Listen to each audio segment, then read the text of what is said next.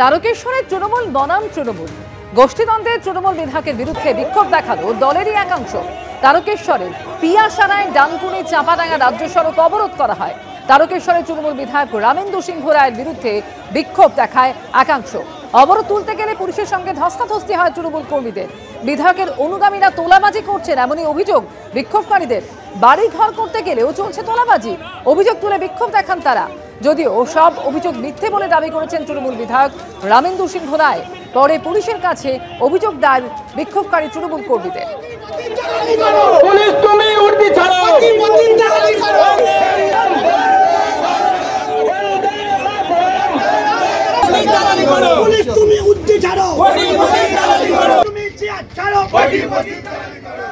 বাড়িতে বসবাস করেন, যখন বাড়ির ভিতরে প্লাস্টার করতে চাইছেন তাকে গিয়ে পারমিশন দেখতে চাইছে। তিনি ভদ্রমহিলা বলছেন যে আমার ভাই পুরনো ইন্দিরাবাসনে পাওয়া 20 বছর আগের বাড়ি, আমি এই বাড়িতে বসবাস করছি, এর আমি পারমিশন কোথায় পাবো?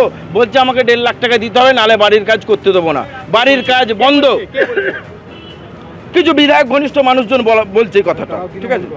তারাও তৃণমূল করে। একজন ভদ্র মহিলার 20 শতক জায়গা জোর করে দখল করে নিয়েছে।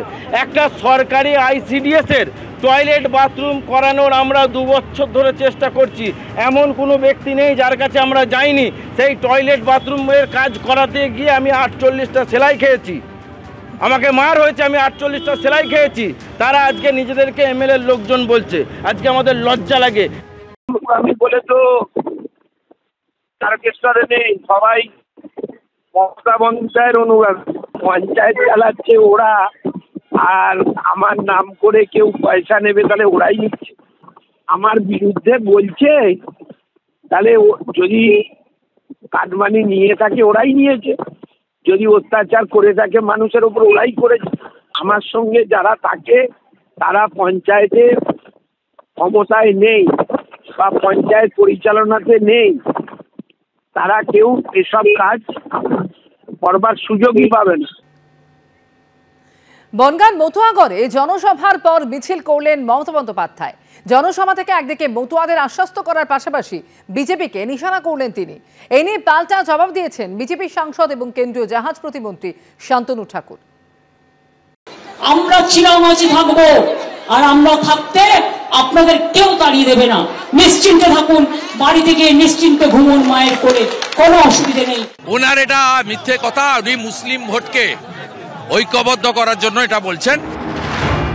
এই যেন এক ঢিলে 2 পাখি মারা। বনগাঁর জনসভা থেকে একদিকে মতুয়াদের আশ্বস্ত করলেন মমতা বন্দ্যোপাধ্যায়, অন্যদিকে নিশানা করলেন বিজেপিকে। SIR এর বিরোধিতায় মতুয়া ঠাকুর বাড়িতে অনশনে বসেছিলেন তৃণমূল সাংসদ এবং মতুয়া মহাসংঘের সংঘাধিপতি মমতা ঠাকুরের অনুগামী মতুয়ারা। পাল্টা বিজেপি সাংসদ ও কেন্দ্রীয় জাহাজ প্রতিমন্ত্রী শান্তনু ঠাকুরের নেতৃত্বে অল ইন্ডিয়া মতুয়া মহাসংঘের তরফেও মতুয়া কার্ড বিলি চলছে, হচ্ছে CA ক্যাম্পও। এই নিয়েই বনগাঁর জনসভা থেকে আক্রমণ শানালেন মমতা বন্দ্যোপাধ্যায়। এলাকায় গিয়ে ধর্মের নামে ফর্ম বিক্রি করতে হচ্ছে, তারপরে আপনাদের দিয়ে যখন লেখানো হবে যে আমি বাংলাদেশের নাগরিক ছিলাম, আমি তাই ভারতীয় নাগরিক হতে চাই, এটা চ্যালেঞ্জ করলে আপনি যে অবৈধ সেটা তো প্রমাণ করে দেবে। 100 টাকা দিয়ে লিখতে হচ্ছে মতুয়া সংঘের সদস্য করা হলো, আর বলছে এটা নিয়ে গেলেই আপনি ভোটার হয়ে যাবেন। ইলেকশন কমিশনের এতে লেখা আছে। আপনাদের চিট করছে, প্রতারিত করছে, তার মানে আপনাদের প্রমাণ করে দিচ্ছে যে আপনারা বাংলাদেশ। সেন্ট্রাল গভর্নমেন্ট ডিটারমাইন যেটা করার জন্য সেন্ট্রাল গভর্নমেন্ট করবেই। মুখ্যমন্ত্রীর যতটুকু হাত যায় ততটুকুই চলকানো উচিত, তার বেশি চলকাতে গেলে ছেলে চলে যেতে পারে, উচিত না আমার মতে বেশি চলকানো। এরপরই মতুয়াগড়ে দাঁড়িয়ে বিস্ফোরক অভিযোগ করেন মমতা বন্দ্যোপাধ্যায়। প্রশ্ন উঠেছে, তাহলে কি নাম না করে বিজেপি সাংসদ শান্তনু ঠাকুরকেই আক্রমণ করলেন তৃণমূল নেত্রী? ক্যাশ সার্টিফিকেট দিয়ে বলে আরো 800 টাকা করে নিল ক্যাম্প করে। তাদের কেউ কেউ নাকি এখন দেশে নেই, বিদেশে চলে গেছেন ঘুরতে। সেটা কেন বিদেশে ঘুরতে গেছে তার পেছনে বিরাট একটা রহস্য আছে। রহস্যটা আমি কিন্তু জানি। তৃণমূলের কেউ কিছু না করলেও তাকে জেলে ঢুকিয়ে দাও, আর বিজেপির মন্ত্রীরা চুরি করলেও বিদেশে পাঠিয়ে দাও।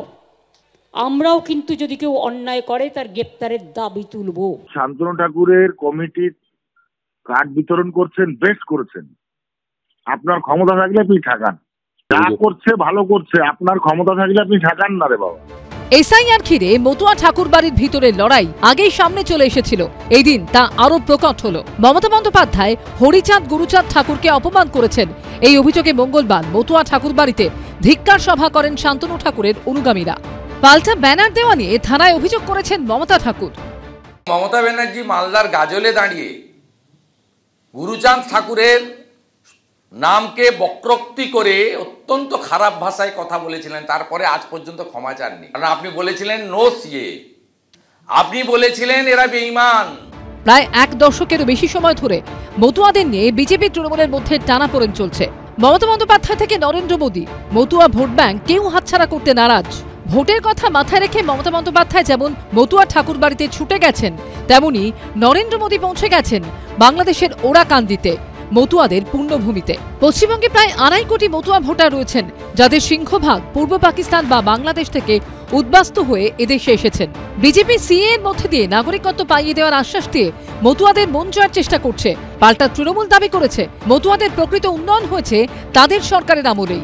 এসআইআর আবহে এবারের ভোটে মতুয়ারা কোন দিকে থাকে সেটাই দেখার। সমীরণ পাল, আশাবুল হোসেন ও ভাস্কর মুখোপাধ্যায়ের রিপোর্ট, এবিপি আনন্দ।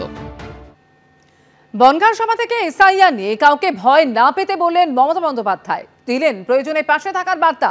তিনি বলেন তৃণমূল থাকতে কারো নাম বাদ যাবে না। পাল্টা কটাক্ষ করেছে বিজেপি। ড্রাফট লিস্ট বেরোলো, দেখবেন কি ভয়ঙ্কর ভয়াবহ অবস্থা, এটা আমরা উপলব্ধি করতে পারছি। এসআইআর এর প্রথম ধাপে এনুমারেশন ফর্ম ফিল আপ পর্ব চলছে। 4 ডিসেম্বর তা শেষ হবে। 9 ডিসেম্বর প্রকাশিত হবে খসড়া ভোটার তালিকা। এই আবহে তা নিয়ে ইঙ্গিতপূর্ণ মন্তব্য করলেন মমতা বন্দ্যোপাধ্যায়। ড্রাফট লিস্ট বেরোক, যদি বেরোয় আমরা দেখে নেব, দেখে নেবার পর আমরা পাড়ায় পাড়ায় আপনাদের হেল্প করব। আপনাদের যদি কারো কাস্ট সার্টিফিকেট না থাকে, আপনাদের যদি কারো কোনো স্কিমের প্রয়োজন হয় যেটা আপনাদের দরকার, আমরা আমাদের পাড়া আমাদের সমাধান যেমনভাবে করেছি সরকার থেকে, সেইভাবে আমরা আপনাদের পাশে দাঁড়াবো, চিন্তা করবেন না। প্রত্যাশিতভাবেই এ নিয়ে আক্রমণ শানাতে দেরি করেনি বিরোধীরা। ড্রাফট লিস্টে যদি কোনো বৈধ নাম বাদ যায়, মমতা ব্যানার্জিকে আমরা খোলা কথা দিচ্ছি, একটাও বৈধ নাম বাদ যাবে না, আর আমরাও যেতে দেব না। তাহলে এবার আপনি বলুন যে অবৈধ নাম বাদ দেওয়ার জন্য সব পার্টি এক জায়গায় দাঁড়াবে, তৃণমূল কংগ্রেস অবৈধ নাম বাদ দেওয়ার জন্য একই সুরে কথা বলবে। বিধানসভা ভোটের আগে টার্গেট মতুয়া ভোট। এ রাজ্যে 80টির বেশি বিধানসভা কেন্দ্রে মতুয়া ভোট বড় ফ্যাক্টর। মঙ্গলবার মতুয়া অধ্যুষিত বনগাঁয় সভা করে বারবার তাদের উদ্দেশ্যে বার্তা দিলেন তৃণমূল নেত্রী। ভয় পাবেন না, আমি পরিষ্কার বলতে এসছি, আপনাদের কাউকে, যারা আপনারা এখানকার জেনুইন ভোটার, আগে ভোট দিয়েছেন 2024-এও, নরেন্দ্র মোদী প্রধানমন্ত্রী হিসেবে ইলেক্টেড হয়েছে কোন লিস্টে? 24-এর লিস্টে।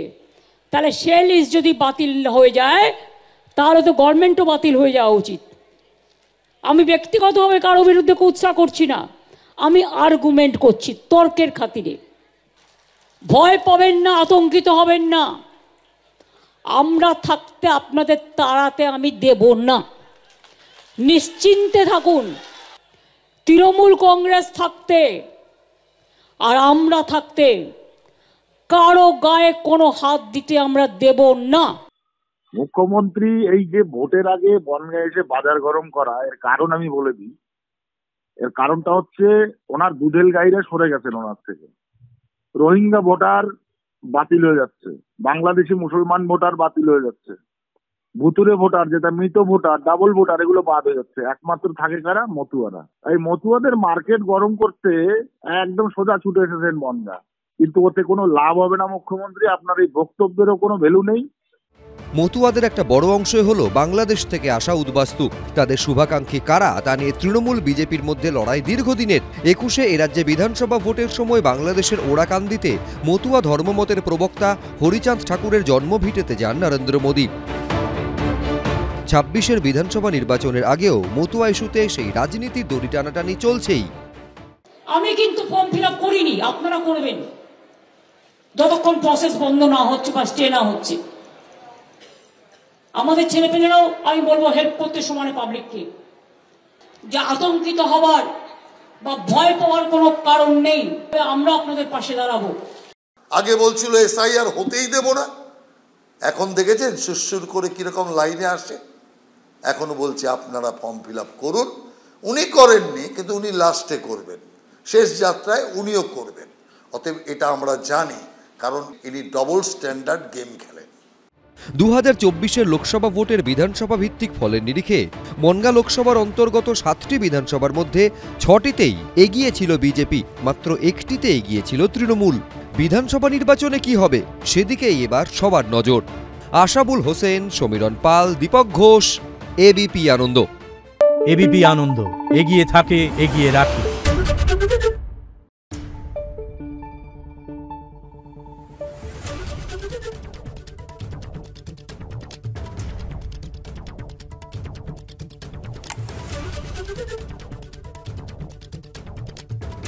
Thank you.